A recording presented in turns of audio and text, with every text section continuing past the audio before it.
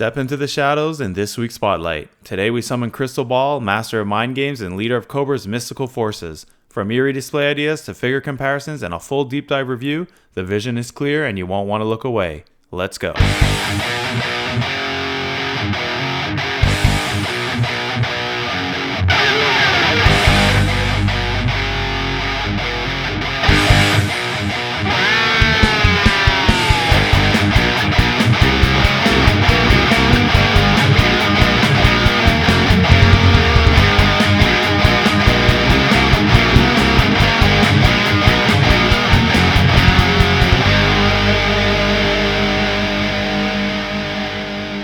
Crystal Ball is one of those figures I honestly never expected to be this intrigued by in classified form. I'll admit, back in the day, I wasn't the biggest fan of the original 1987 release or the character himself, but Hasbro has done something really cool here. They've taken his classic hypnotist persona and woven in these subtle vampiric design cues, adding in fangs and claws as well as darker, more eerie accents to his gear.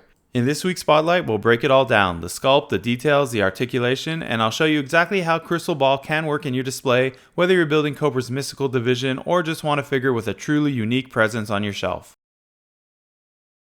This is a great figure. Since I started collecting G.I. Joe as a kid and throughout my teens and adulthood, I tended to flow back and forth between wanting purely military type looking figures and vehicles to enjoying the more outlandish types like Crystal Ball and Serpentor.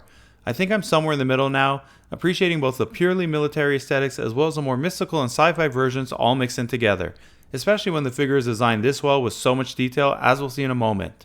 But first, a quick channel note. You'll see that this week's episode is called Special Missions. These types of episodes will still be part of the main series spotlights, but a bit more streamlined for less complicated figures that deserve a review but not necessarily to the same level as more elaborate figures and vehicles.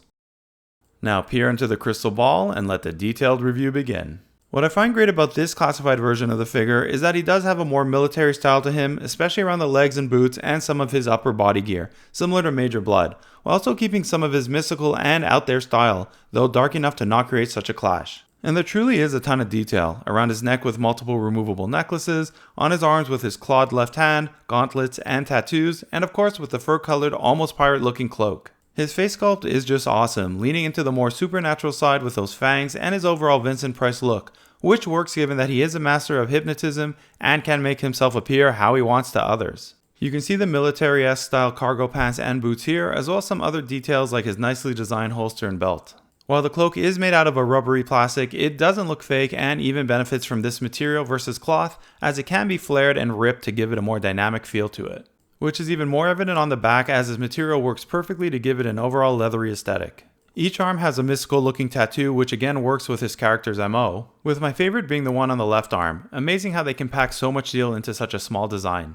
He comes with a lot of gear and accessories as well, way more than the original 87 version, with a number of them representing hypnotic-induced hallucinations that Crystal Ball can project into the minds of his foes. We'll start with his shield, as this is what the original Crystal Ball came with, but completely updated lenticular skull and snakes image with only a bit of the original circular motif intact. However, if you want something a bit more 3D and in the green motif, you can add this green plastic disc to it as well. The lenticular image basically shifts between three images, creating the illusion that the snakes are slithering their way through the glowing eyes of the skull. And best part is, you can recreate that original art from the 87 packaging, which really is how this guy should be displayed in combat. Even the back of the shield is nicely detailed, giving it an almost Viking feel to it, and the gun even has a golden snake wrapping around the barrel. Next up is the green flaming sword, which is a nice extra accessory to have, especially for a figure that wants to cause fear amongst both enemy and friend alike. The more I look at him, the more I think he looks like a pirate, which is a great design element and will go nicely with the Dreadnought Zanzibar if they ever make him. And of course, can't have a character named Crystal Ball without actually having a Crystal Ball accessory. Not a vital addition to the figure, but a nicely designed one for sure. And the one that stands out the most out of all the bonus add-ons? This Cthulhu looking tentacled green mask. And man, what detail. It really is a very cool alternate head for Crystal Ball and totally makes sense given how they designed his powers for this classified version. It apparently was also characterized as some type of pet, which you can do if you want to go that route, but I prefer it as an illusion manifested by Crystal Ball. It will look incredible with the glowing animals and alternate heads the Ghost Vipers will come with. I cannot wait to army build this team up. I'll note that this isn't a mask, but an alternate head that I've heard could break apart at the horns if not handled carefully, so make sure to handle it with care. By the way, the back reminds me of a samurai mask, and taking it all together definitely has that supernatural imagery that samurai helmets use as well. Putting it all together and you get quite the scary and supernatural looking hypnotist of the Cobra Legions. And it really looks fantastic in this pose from earlier, but this time using his mind-bending shield to create some Cthulhu looking hallucinations. If the lenticular look on the shield doesn't work for you, you can go back to this one to keep to the green motif and eerie imagery. And last but not least, his final accessory, that pirate looking revolver that really looks good being pointed in his hand with that sinister smile on his face. This actually works best for me as a pose with that expression.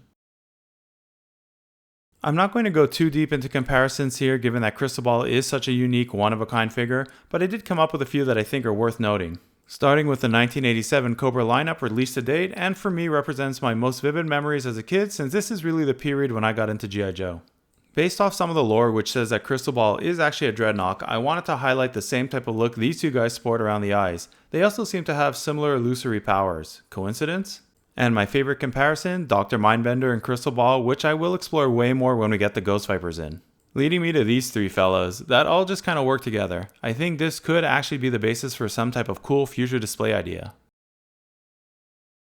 Let's get into it with my favorite shot for this spotlight, even though you can't see the full image. And that's of Crystal Ball riding in on a stinger with his cloak flowing in the wind and his arm raised out to confuse the mind of Cobra's enemies in their path. I really don't know how I came up with this one, but it just seems to work for Crystal Ball and is a great way to incorporate such a unique figure into your displays. As we patiently wait for those Ghost Vipers, I thought of some good stand-ins incorporating the Viper Officer, which looks like he might ultimately work with the aesthetic of the Ghost Vipers. And the 788 Fireteam Range Viper with that black skulled mask, which I think may also work well as part of Crystal Ball's team. Though perhaps the original Range Vipers might be best, it remains to be seen. What do you guys think in the meantime? Should the Range Vipers join Crystal Ball's subunit? Or should they remain separate? There's also the Grim Viper soon to be released. Perhaps that will ultimately be the killer team up. Playing into the sci-fi and supernatural side of G.I. Joe, this should be a fun setup once we open Nemesis Immortal. Quick shout out to Zazel from Zazel's Clubhouse, who so graciously gifted this figure to me when he was here for the Super Duper RonCon 2025 all the way from Australia. The link to his awesome site is below, go check it out, it's a must for G.I. Joe, Sergeant Slaughter, and wrestling fans. Back to build ideas, I feel these Twilight Guards could be a very appropriate elite group of sentries for Crystal Ball, though right now I really like having them with our Fire 788 team given their black and red motif. This is one of the alternate displays I might actually keep him with, the Dreadnoks. Now we do in fact have the whole set of current Dreadnought releases in package, which I'll be sure to show you guys once they're all opened. A floating Crystal Ball totally makes sense given his unique powers, which can essentially be done with a standard figure stand and looks pretty damn cool if you ask me. And finally, Serpentor with Crystal Ball leading a procession, given the very mystical nature of Serpentor and Cobra Law.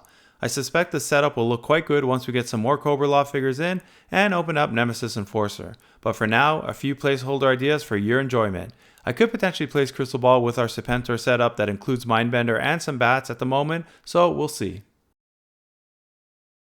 For such a small box, they sure do pack in a nice wide range of accessories. I thought the box would in fact have been bigger.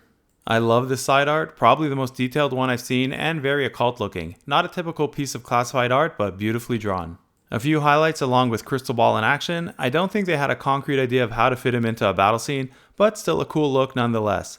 And I highly doubt it will become anything, but that's not a dragonfly up there in the corner right. And I usually don't comment much on this side, but the ethereal version of Crystal Ball at the bottom actually looks amazing. And that brings us to the end of this week's episode of Heroic Nonsense Special Missions. Hope you enjoyed this spooky review and that we'll see you all back next one. But for now, remember, it's all such heroic nonsense in the end. Transform!